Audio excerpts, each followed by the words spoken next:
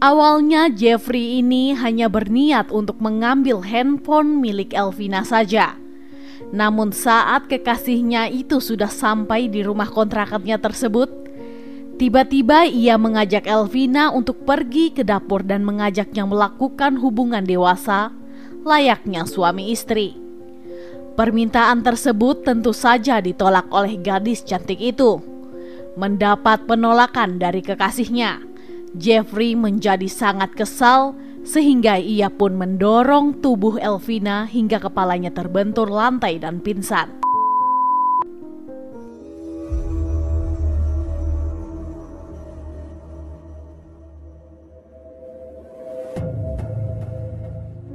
Hai semuanya, Assalamualaikum warahmatullahi wabarakatuh.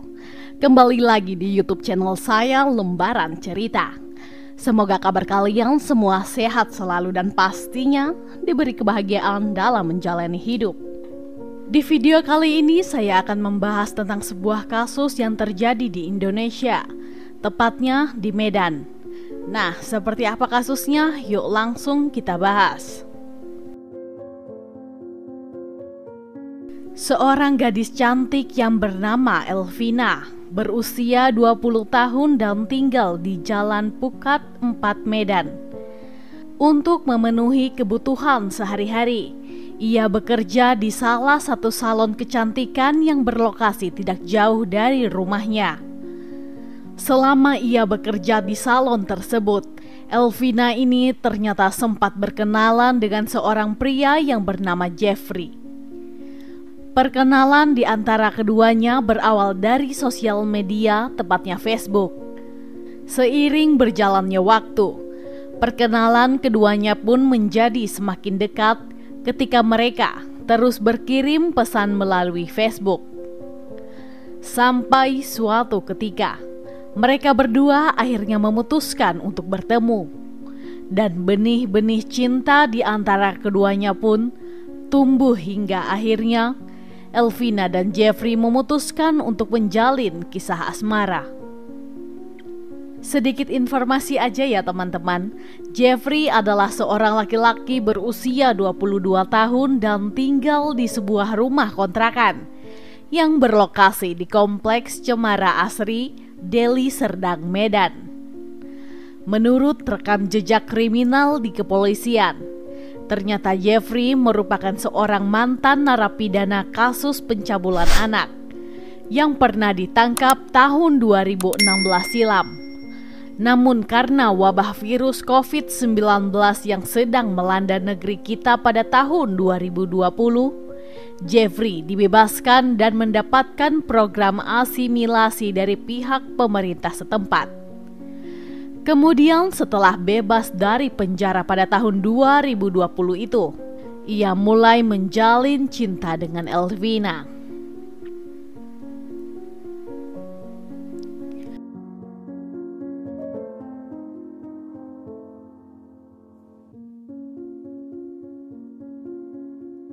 Siang itu tepatnya pada 6 Mei 2020. Jeffrey meminta Elvina untuk segera datang ke rumah kontrakannya.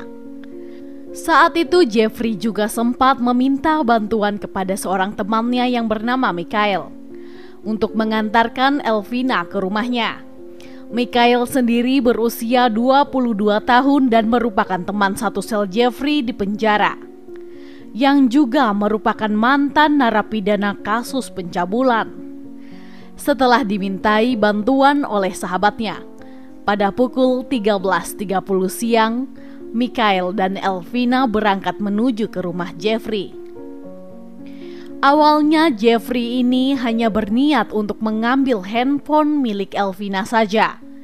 Namun saat kekasihnya itu sudah sampai di rumah kontrakannya tersebut, tiba-tiba ia mengajak Elvina untuk pergi ke dapur dan mengajaknya melakukan hubungan dewasa layaknya suami istri. Permintaan tersebut tentu saja ditolak oleh gadis cantik itu. Mendapat penolakan dari kekasihnya, Jeffrey menjadi sangat kesal sehingga ia pun mendorong tubuh Elvina hingga kepalanya terbentur lantai dan pingsan. Nah, di saat kekasihnya dalam keadaan pingsan, Jeffrey langsung menodai gadis malang itu hingga ia merasa puas. Aksi keji Jeffrey tidak sampai di situ saja. Setelah memuaskan nafsu birahinya, ia langsung mengambil sebilah pisau dan langsung menusukkannya ke bagian dada, serta merobek bagian perut Elvina hingga meninggal dunia. Melihat kekasihnya telah tiada, Jeffrey segera memberitahu Mikhail yang saat itu sedang menunggu di ruang tamu. Saat itu ia meminta bantuan untuk menghilangkan jejak pembunuhan. Awalnya Jeffrey berusaha menghilangkan jejak dengan cara membakar tubuh Elvina. Ia pun kemudian membeli beberapa liter bensin eceran. Namun ternyata tubuh Elvina tidak habis terbakar. Karena takut perbuatannya terbongkar, Jeffrey segera menghubungi dan meminta orang tuanya yang bernama Teksuven untuk segera datang ke rumah dan membantunya. Sesampainya ibu Jeffrey di sana, ia langsung ikut membantu mengangkat jasad Elvina dari kamar mandi ke ruang tamu. Di sana Jeffrey mengambil sebilah parang dari dapurnya dan menggunakannya untuk membelah perut Elvina. Ia juga memotong tangan kanan kekasihnya itu.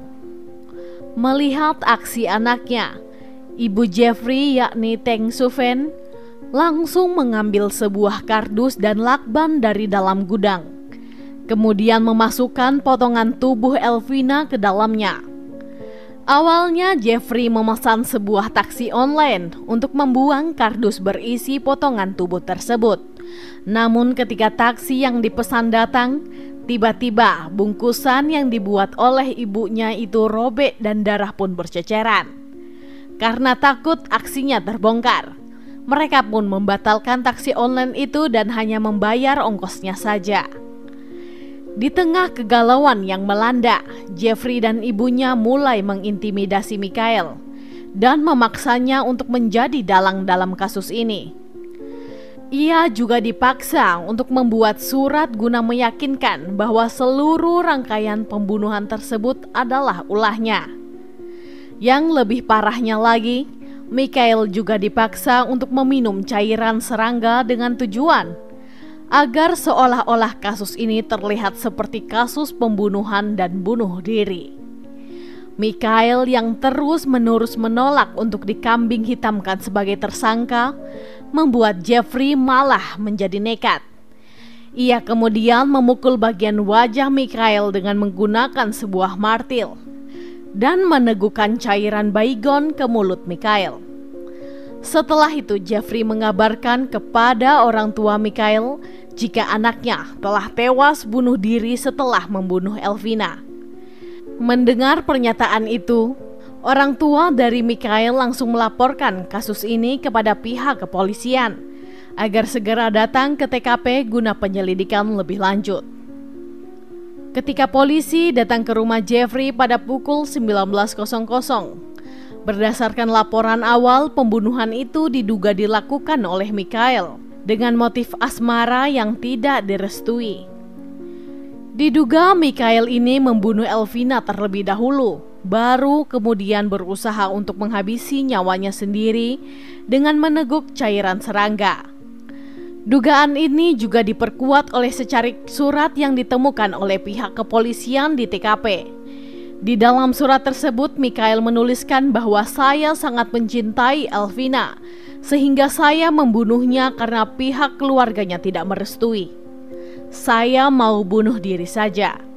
Namun untungnya, polisi tidak percaya begitu saja. Karena di saat petugas melakukan olah TKP, posisi botol racun serangga itu sangat jauh dari posisi mayat Mikhail. Akan tetapi dugaan awal polisi masih menetapkan Mikhail sebagai tersangka dalam kasus pembunuhan ini. Kedua mayat itu pun langsung dibawa ke rumah sakit terdekat. Nah, saat penyelidikan tentang background Jeffrey dan Mikhail, polisi pun langsung menyadari jika kedua pria itu adalah mantan narapidana kasus pencabulan yang baru saja keluar dari penjara beberapa bulan terakhir ini. Nah guys, ketika Allah belum mengizinkanmu untuk meninggalkan dunia ini, maka hal itu tidak akan terjadi. Itulah yang terjadi pada Mikhail. Karena ternyata saat diperiksa oleh dokter forensik, dia masih belum meninggal.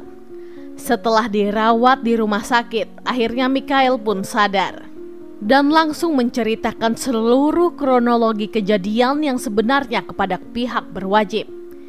Mereka bertiga yang berada di lokasi kejadian saat pembunuhan itu terjadi langsung diinterogasi. Jeffrey, ibu Jeffrey dan juga Mikhail mengakui semua kejahatannya. Saat itu ibu Jeffrey dan Mikhail mengaku hanya membantu Jeffrey menghilangkan jejak saja. Pada hari Rabu 30 September 2020, sidang perdana untuk kasus ini digelar di Pengadilan Negeri Lubuk Pakam.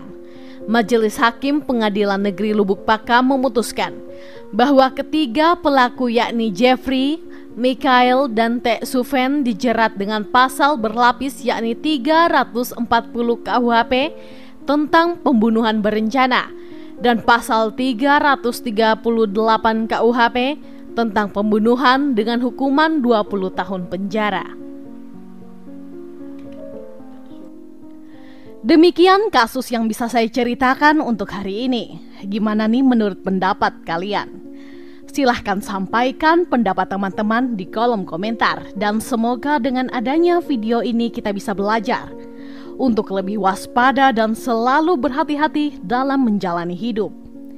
Saya sendiri tidak akan pernah bosan untuk mengingatkan, selalu libatkan Tuhan di setiap tindakan kita, karena kita tidak akan pernah tahu apa yang akan terjadi ke depannya. Oke, sekian dulu untuk video hari ini.